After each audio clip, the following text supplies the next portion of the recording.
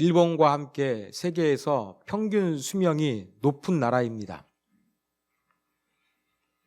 이스라엘 사람들의 장수 비결은 올리브 기름에 있다고 합니다. 올리브 기름은 중풍과 심근경색과 같은 심혈관계 질병에 탁월한 효과가 있습니다. 현대 이스라엘 사람들은 올리브 기름을 그 샐러드 드레싱으로 사용하기도 하고, 또 어떤 사람들은 아침에 일어나서 공복에 올리브 기름을 두세 방울 섭취한다고 합니다. 이렇게 좋은 올리브 기름을 통해서 이스라엘 사람들이 장수합니다. 그러면 이스라엘 사람들은 이 올리브 기름이 인간의 몸에 좋다는 것을 과학적으로 알고 있었기 때문에 이것을 먹었던 것일까요? 그렇지 않습니다. 이스라엘 사람들이 올리브 기름을 먹었던 이유는 단순하게 그 이스라엘 땅에서 올리브 나무가 잘 자라나기 때문입니다. 이스라엘의 토양과 기후는 올리브 재배에 적합한 곳이고, 이 이스라엘에서 생산되는 올리브는 성경시대나 지금이나 다른 나라에 수출하는 대표적인 품목입니다. 이렇게 올리브가 잘 재배되는 이스라엘 땅, 이 땅 가운데 올리브와 관련된 지명이 없으면 이상하겠지요. 그래서 이 올리브와 관련된 지명이 등장하는데 바로 오늘 본문에 있는 감람산입니다. 올리브를 이렇게 한자 말로 감람 이렇게 표현하기 때문에 감람산입니다. 그리고 이 올리브산 가운데는 올리브 나무가 많았나 봅니다. 그리고 올리브산 한쪽 기슭에는 경사면이 있는데 동산이 하나 있었습니다. 이 동산의 이름은 겟세만의 동산입니다. 그런데 겟세만의 동산이란 이름의 뜻은 합성어인데 기름 짜는 틀이라는 이름을 가지고 있습니다. 겟세마네가 아람어의 음역인지 히브리어의 음역인지 두 개 다 비슷합니다.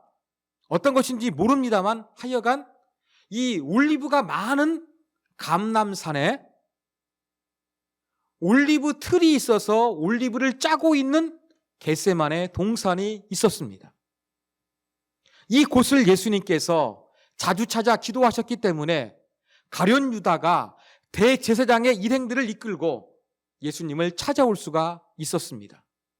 이러한 겟세만의 동산은 예수님의 기도와 너무 잘 어울리는 곳이었습니다. 이스라엘 사람들은 이 올리브 기름을 짤 때 4번 추출했다고 합니다.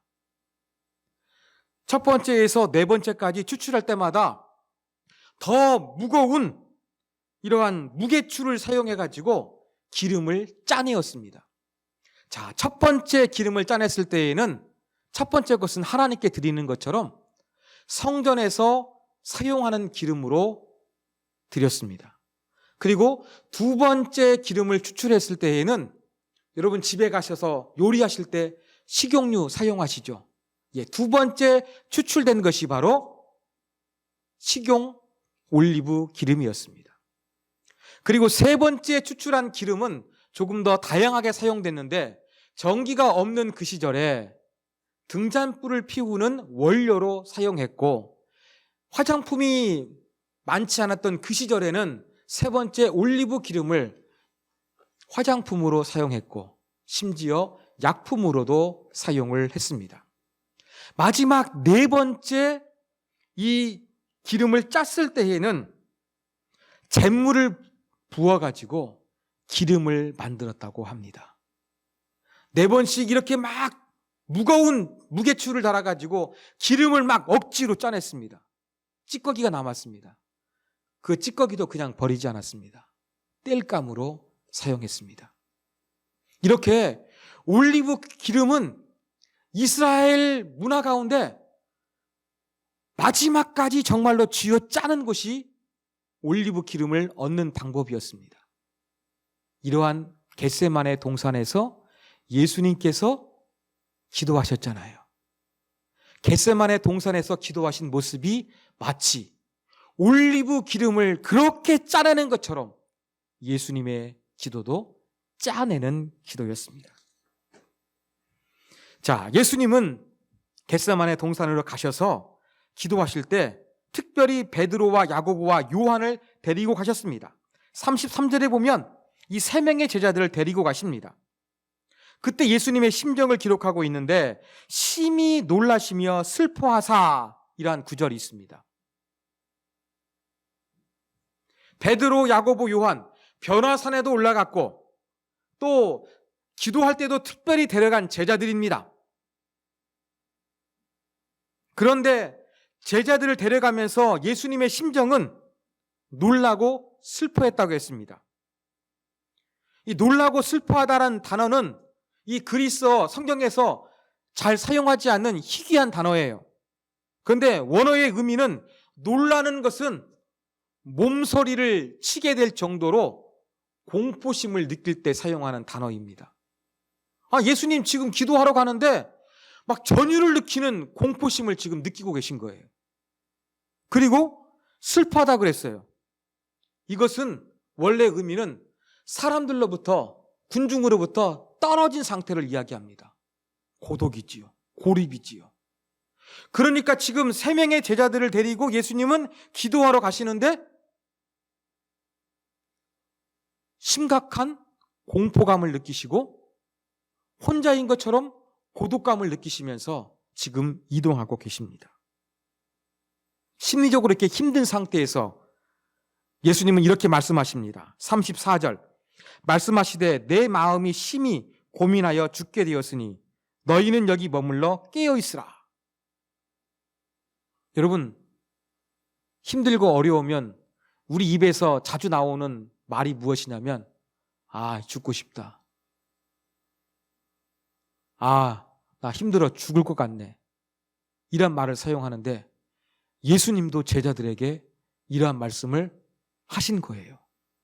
얼마나 힘드시면 이런 말씀을 하셨겠습니까? 평상시 예수님은 제자들에게 믿음이 없는 세대라고, 패역한 세대라고 호통치며 꾸중하셨는데 이러한 모습이 민망스러울 정도로 예수님께서 힘들어하시는 모습을 제자들에게 보여주고 계십니다.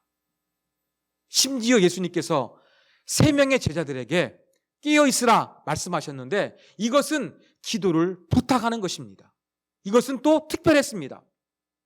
32절에 보면은 예수님께서 제자들을 데리고 감람산, 겟세마네 동산으로 이동하셨어요. 이동하신 다음에 이렇게 말씀하셨습니다. 내가 기도할 동안에 너희는 여기 앉아 있으라. 12명 제자 가운데 아마 가룟 유다는 갔겠죠. 11명이죠. 그 중에서 3명 빼면은 8명의 제자들에게 너희는 기도하지 말고 여기 내가 기도할 동안에 앉아 있어. 자리 지켜. 이렇게 말씀하신 거예요. 그리고 3명의 제자들만 데리고 가셔가지고 예수님께서 죽고 싶은 심정도 말씀하셨고 내가 이렇게 힘드니까 너희들이 나를 위해서 기도해달라. 이렇게 부탁하신 것은 아주 특별한 것이었습니다. 그리고 마음이 힘드니까 예수님의 기도의 자세도 특별했습니다. 35절에 보면 예수님께서 기도를 위해서 자가 격리를 하셨습니다. 3명의 제자들과 조금 떨어져서 편하게 기도하시기 위한 공간을 만드셨어요. 근데 기도하는 자세를 보십시오. 땅에 엎드려. 성경시대 당시 유대인들이 기도할 때에는 저처럼 서서 기도했습니다. 하늘을 향해서 손을 들고 기도했습니다. 이게 일반적입니다. 그런데 예수님께서는 지금 땅에 엎드려 기도합니다. 이것은 힘들고 어렵고 중요한 사건이 터졌을 때에 하나님 앞에 애통하며 모든 것들을 맡기는 의미로 기도하는 모습이었습니다. 예수님이 이렇게 간절히 애통하면서 기도하는 자세를 취하셨습니다. 자, 이제 예수님께서 기도하신 내용을 한번 살펴보겠습니다. 36절에 기록되어 있습니다. 이르시되 아빠 아버지여 아버지께는 모든 것이 가능하오니 이 잔을 내게서 옮기시옵소서. 그러나 나의 온대로 마시옵고 아버지의 원대로 하옵소서 이렇게 기도하셨습니다. 여러분 36절 기도 간단합니다. 예수님도 이렇게 간단한 말씀을 여러분들이 주기도문을 외우는 것처럼 주문처럼 외우시면서 기도하셨을까요? 그렇게 하지는 아니하셨을 것입니다. 이 잔을 옮기시옵소서. 이 잔이 무엇입니까? 고난의 잔입니다. 십자가의 죽음을 의미하는 표현입니다. 이 십자가의 고난, 힘들고 어렵기 때문에 솔직히 말해서 피하고 싶다, 안 하고 싶다. 이게 예수님의 말씀이었습니다. 예수님의 기도도 하나님께 솔직했습니다. 예수님의 상태, 예수님의 바람, 예수님께서 원하시는 거 솔직하게 하나님 앞에 표현을 했습니다. 그렇지만 힘들고 어려울 때 여러분 한두 마디 기도했다고 해서 갑자기 여러분의 기분이 좋아집니까? 한두 마디 기도하니까 갑자기 하나님의 은혜가 임해서 여러분 찬양하고 자유함을 느낍니까? 그렇지 않습니다. 오랫동안 씨름하면서 이렇게 기도하는 과정을 통해서 우리가 점점점 회복되고 나아지게 되는 것입니다. 예수님도 이러한 기도를 분명히 들으셨을 것입니다. 그러면서 최종적으로 예수님의 기도는 하나님의 뜻에 맞추는 기도를 하셨습니다. 여기에서 우리는 기도가 무엇인지 배우게 됩니다. 기도는 예수님처럼 우리의 마음이나 우리의 현실이나 우리의 바람을 솔직하게 고백하는 것입니다. 이게 기도입니다. 그러나 이것이 전부가 되어서는 안 될 것입니다. 예수님처럼 솔직하게 하나님께 우리의 현실과 우리의 모든 것을 아뢰이지만 그것이 끝이 아니라 내가 원하는 것을 내려놓고 하나님께서 원하시는 것, 하나님의 뜻을 구하는 것, 이것이 진정한 기도인 것입니다. 사랑하는 여러분, 우리의 기도의 방향성이 달라져야 합니다. 어떤 분은 기도하시는데 심지어 이런 기도를 하십니다. 아침에 일어나서 출근하기 전에 이렇게 정정을 할 때 하나님, 오늘은 무슨 색 넥타이를 멜까요? 이렇게 기도한다고 합니다. 그만큼 하나님을 의존한다는 의미겠지요. 또 어떤 경우에는 생사를 갈라놓는 이 죽음 앞에서 기도하게 되고 인생을 좌우하는 중요한 결정을 위해서 기도하는 경우도 있습니다. 이렇게 다양하게 기도하지만 우리의 기도의 중심에는 뭐가 있습니까? 내가 있습니다. 내가 원하는 것이 있습니다. 나의 소원이 있습니다. 그런데 예수님의 기도는 어떠했습니까? 예수님의 마음, 예수님의 감정, 이러한 수준에 머물지 아니하고 예수님의 기도는 의지적으로 하나님의 뜻을 붙잡았습니다. 여러분, 기도는요, 감정을 바꾸는 게 아닙니다. 기도는요, 내 영혼의 카타르시스를 느끼기 위해서 뭔가 하는 종교의식이 아닙니다. 기도는 나 중심을 넘어서서 의식적으로, 의도적으로 하나님의 뜻을 맞추기 위해서 내가 몸부림치며 최선을 다하는 것, 이게 바로 기도입니다. 그래서 기도에서 가장 중요한 것은 하나님의 뜻이 되어져야 합니다. 그래서 기도를 이렇게 한번 정의해 보고 싶습니다. 기도는 조율하는 것이다. 여러분, 우리가 지금 예배 드릴 때에 음악에 맞추어서 찬양을 드리지 않았습니까? 피아노 소리, 기타 소리 그냥 낼 수 없습니다. 절대음에 모든 음이 맞아야 아름다운 하모니가 이루어지는 것입니다. 조율되지 아니하는 피아노 시끄러운 소리를 냅니다. 음이 제대로 튜닝되지 아니하는 기타, 우리 귀에 거슬리는 소음에 불과합니다. 그러나 이 음을 잘 맞추었을 때에는 아름다운 소리로 변하게 되는 것입니다. 우리의 기도도 마찬가지입니다. 내가 원하는 것, 내가 바라는 것, 이것만 잡고 기도하는 것은 하나님과 내 뜰이 조율가 안 됐기 때문에 소음일 수가 있는 거예요. 의미 없는 행동도 될 수가 있는 거예요. 여기에서 우리의 기도가 참된 의미가 되기 위해서는 어떻게 되겠습니까? 하나님의 뜻으로 내가 맞춰가는 조율이 이루어져야 하는 것입니다. 하나님의 뜻에 내 마음과 나의 생각과 모든 것이 조율되면서 내 기도가 의미 있고 내 기도가 아름다워질 수가 있는 것입니다. 바로 예수님의 기도가 그랬습니다. 이렇게 기도하신 예수님, 어떻게 달라지셨는가? 기도하신 이후의 모습을 한번 살펴보겠습니다. 41절과 42절에 보면 예수님은 3번 기도하신 이후에 제자들에게 오셨습니다. 이제는 기도하지 말고 쉬라고 합니다. 그러면서 보라, 인자가 죄인의 손에 팔리느니라. 일어나라, 함께 가자. 달라지셨습니다. 기도하기 전 예수님은 공포심을 느끼셨습니다. 군중과 떨어져 있는 외로움을 느끼셨습니다. 죽을 지경이셨습니다. 그런데 이제는 자기를 체포하러 온 대제사장 무리를 향해서 담대히 자발적으로 나아가십니다. 그래, 나 체포해라. 일어나서 함께 가자. 죽음의 길을 능동적으로 맞이하시는 예수님의 모습으로 변화되신 것입니다.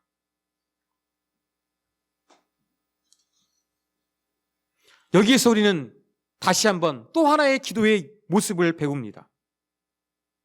예수님은 같은 기도를 3번 반복하셨습니다. 올리브 동산과 겟세마네 동산과 너무나 잘 어울리는 기도를 예수님께서 하신 것입니다.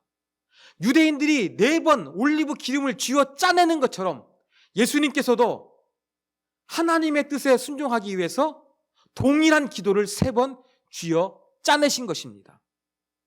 삼세판이 좋아서 3번 기도하신 것이 아니라 예수님께서 3번 기도하신 이유는 온전히 하나님의 뜻에 순종할 수 있을 때까지 기도하신 것입니다. 예수님의 마음과 예수님의 의지가 하나님의 뜻 가운데 조율될 때까지 예수님은 기도하신 것입니다. 여러분, 기도는 얼마나 해야 됩니까? 우리가 기도 시간을 어느 정도 가져야 됩니까? 사랑하는 여러분, 여러분의 기도 시간 얼마나 됩니까? 5분 기도하시는 분도 있겠지요? 10분 기도하신 분도 계시고 1시간, 2시간 기도하신 분도 계실 것입니다. 우리는 기도 잘하는 사람, 기도의 내용이 좋은 것도 의미합니다만 보편적으로 기도 잘하는 사람을 우리가 지칭할 때에는 기도를 자주 하고 오래 하는 사람을 기도 잘한다 이렇게 표현합니다. 그렇죠? 그런데 오늘 예수님의 모습을 통해서 기도 잘하는 모습이 무엇인지 다시 한번 재정의할 수가 있습니다. 어떠한 기도입니까? 하나님의 뜻에 순종할 때까지 기도하는 것입니다.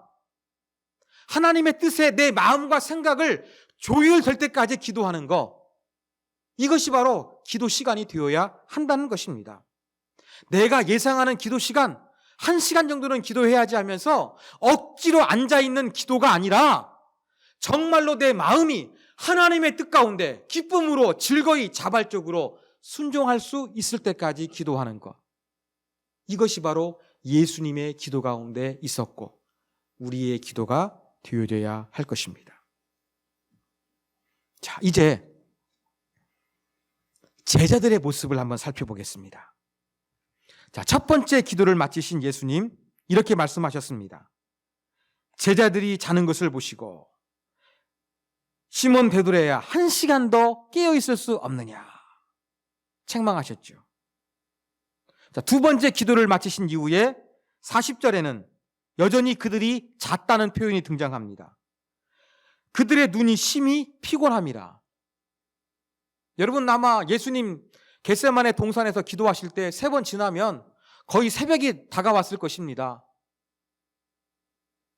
하루 종일 예수님과 함께 이 사역하며 따라다니며 힘들었을 것입니다. 이날은 특별히 6월절이었습니다. 유월절을 준비하고 유월절 만찬을 즐겼습니다. 근데 기쁨의 만찬이 아니었죠. 예수님께서 이상한 말씀 하신 거예요. 너희 중에 나를 팔 배신자가 있다. 너희들이 나를 모른다고 부인할 것이다.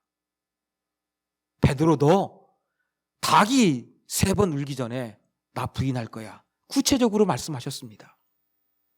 하루 종일 많은 사역을 하느라 힘들었을 것이고, 밤이 늦도록 이제 피곤해서 잠을 자야 되는데 잠을 못 자서 피곤했을 것이고, 왠지 모르게 예수님께서 이상하게 정말로 정신적으로 스트레스를 주는 나쁜 말씀을 하셨기 때문에 제자들은 더욱더 혼란스러웠을 것입니다. 이런 걸 생각하면 제자들이 기도하지 못하고 잠들고 조는 것도 이해가 됩니다. 그런데 평상시에 예수님의 모습과 다른 어떠한 특별함이 있었다고 한다 그러면 그들은 깨어 있어야 했을 것입니다. 여러분 한번 생각해 보십시오. 지금 겟세마네 동산에서 예수님께서 3번 기도하셨어요.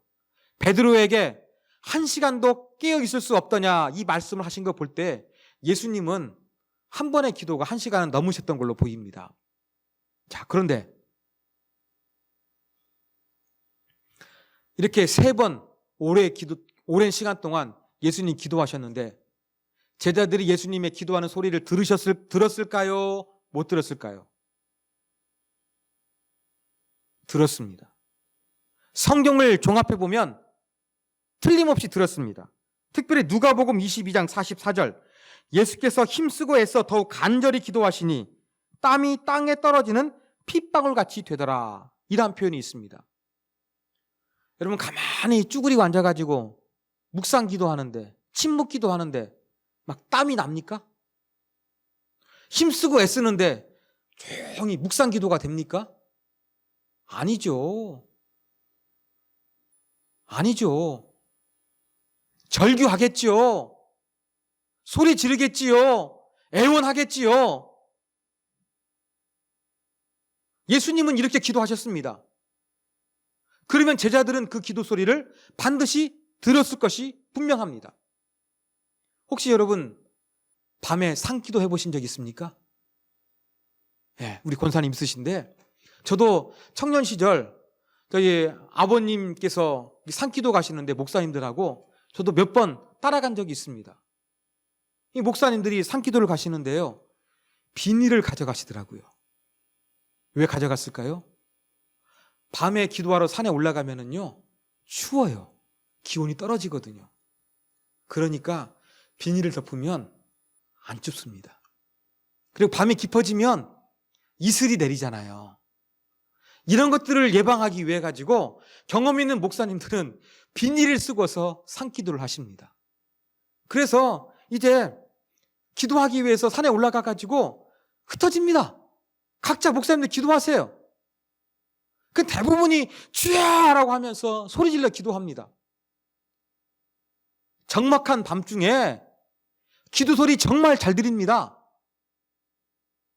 이러한 경험적인 요소들을 한번 적용해서 종합해 보면 제자들이 예수님께서 절규하며 기도하는 소리 분명히 들었을 거예요. 예수님은 정말로 애쓰며 애원하며 그 올리브 기름을 짜내는 것처럼 자신을 쥐어짜면서 기도하시는데 제자들은 뭔가 심각한 일이 있구나. 나도 기도해야지. 이렇게 그들의 영혼을 깨웠던 예수님의 기도 소리가 아니었습니다. 제자들에게는 예수님의 기도 소리가 자장가로 들렸습니다. 그 절규하는 소리를 듣고도 코를 드르렁 드르렁 골면서 잠을 자고 말았던 것입니다. 이렇게 기도에 실패한 제자들 어떻게 되었습니까? 예수님께서 체포당하시자 예수님 곁을 떠나버렸습니다. 예수님을 버렸습니다. 심지어 베드로는 예수님을 모른다고 부인하고 말았습니다. 이러한 실패에 빠지지 않기 위해서 예수님이 이렇게 말씀하셨습니다. 38절 말씀, 우리 화면을 보시고 다 같이 읽겠습니다. 시작. 시험에 들지 않게 깨어있어 기도하라. 마음에는 원이로되 육신이 약하도다 하시고. 여러분, 빨간 부분 원어를 직역하면 이렇습니다. 영은 원하지만 육신은 약하도다. 우리가 자주 하는 말이죠. 이 마음은 원이로되 육신이 약하다. 이 말 자주 합니다. 근데 영은 원하지만 육신이 약하다. 이게 원어예요. 그럼 여기에서 원어에서 말하고 있는 영, 어떤 영일까요? 인간의 영일까요? 하나님의 영, 성령을 의미할까요? 이러한 질문 한번 던져봐야 되지 않겠습니까? 성경학자들은 이 부분을 연구해가지고 여기에서 영은 성령이라고 결론을 내렸습니다. 그러면 우리가 알고 있는 의미가 아니에요. 우리는 마음은 원하는데, 인간의 마음, 내 마음은 원하는데 내 육신이 피곤하고 약하기 때문에 뭔가를 못한다. 우리는 이러한 의미로 이 말을 자주 사용했거든요. 그런데 원어의 의미는 그게 아니에요. 예수님의 말씀의 의미는 성령께서 원하신데 인간 존재가 그것을 이루지 못한다. 이렇게 말씀하고 있는 거예요. 성령께서 원하시는데 인간의 육신이 약해서 깨어서 기도하지 못한다. 그래서 실패했다. 그렇지 않기 위해서 너희가 깨어서 기도해야 한다. 이것을 말씀하신 것입니다. 여러분, 우리도 실패에 빠지지 않기 위해서, 예수님처럼 하나님의 뜻에 순종하기 위해서 쥐어 짜는 기도를 해야 됩니다. 그 기도는 바로 무엇입니까? 인간의 존재는 약해도 성령께서 원하시는 것을 위해서 기도해야 하는 것입니다. 이게 예수님의 기도였어요. 그러면 기도는 제가 조율하는 것이라고 말씀을 드렸는데 여기에서도 동일하게 적용이 되는 거예요. 성령께서 원하시는 게 있어요.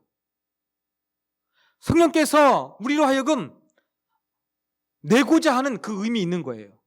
성령은 우리에게 도미소리라는 그 음을 내기를 원하시는 거예요. 그런데 우리는 시레소를 내면 되겠습니까? 그리고 조율되지 않은 도미소를 내면 이상한 음으로 들리게 될 것입니다. 이렇게 성령께서 원하시는 것에 우리가 실패하지 않고 성령께서 원하시는 것을 반드시 이루기 위해서 우리에게 필요한 것은 깨어 기도해야 한다는 사실을 우리가 기억해야 되겠습니다. 수년 전에 어느 집사님께 들었던 이야기가 있습니다.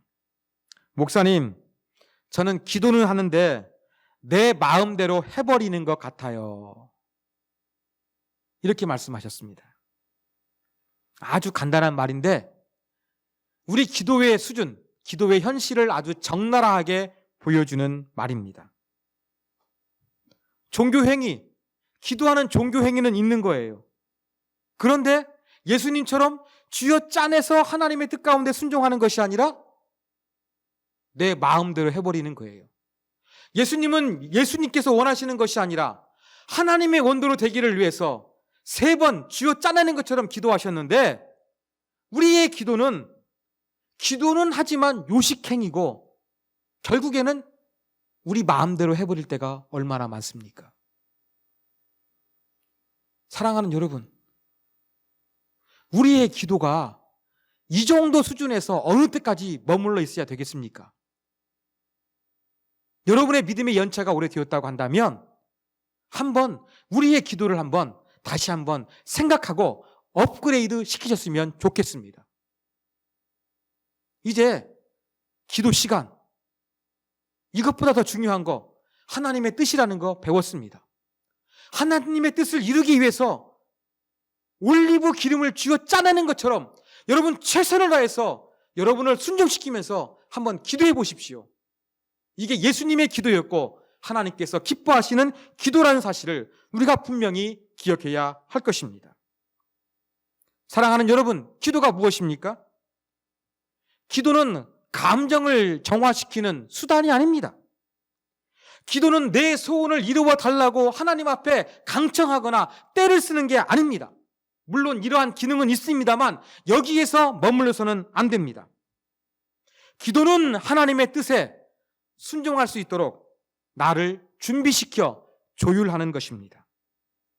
예수님께서 올리브 기름을 짜내는 것처럼 여러 차례 기도하셨던 것처럼 나도 반복하고 최선을 다해서 하나님의 뜻에 기쁨으로 순종할 수 있을 때까지 기도하는 것이 중요합니다. 연약한 인간 존재가 성령 하나님께서 원하시는 것에 순종하고 반응할 수 있도록 깨어있는 것이 중요합니다. 이게 기도입니다. 이제 우리는 기도를 배웠습니다. 달라져야겠습니다. 저도 마찬가지입니다. 기도를 너무 저도 시간하고 생각을 했습니다. 여러분, 기도의 시간보다 예수님처럼 하나님의 뜻에 맞추는 기도, 하나님의 뜻에 자기를 쥐어 짜낼 수 있는 기도, 정말로 우리의 모든 것을 다해서 하나님의 뜻 가운데 굴복시킬 수 있는 기도자가 되기를 주님의 이름으로 부탁드립니다.